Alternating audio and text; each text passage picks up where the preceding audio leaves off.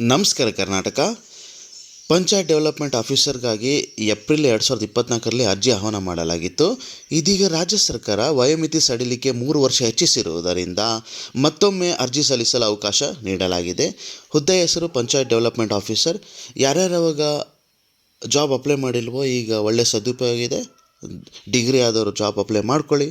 ಒಟ್ಟು ಹುದ್ದೆಗಳು 247, ಹೈದರಾಬಾದ್ ಕರ್ನಾಟಕಕ್ಕೆ 97, ಉಳಿದ ಮೂಲ ವೃಂದಕ್ಕೆ 150 ಹುದ್ದೆಗಳಿದ್ದಾವಂತೆ. ಅಂಗೀಕೃತ ವಿಶ್ವವಿದ್ಯಾಲಯದಿಂದ ಡಿಗ್ರಿ ಆಗಿರಬೇಕು. ವಯಸ್ಸಿನ ಮಿತಿ 18ರಿಂದ 38 ವರ್ಷ.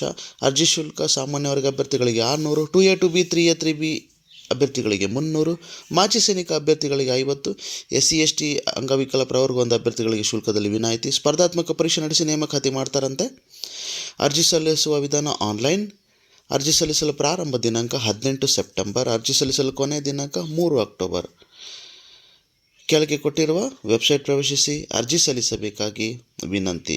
ಅರ್ಜಿ ಸಲ್ಲಿಸುವ ಮುನ್ನ ಅಧಿಸೂಚನೆಯನ್ನು ಓದಬೇಕಾಗಿ ವಿನಂತಿ.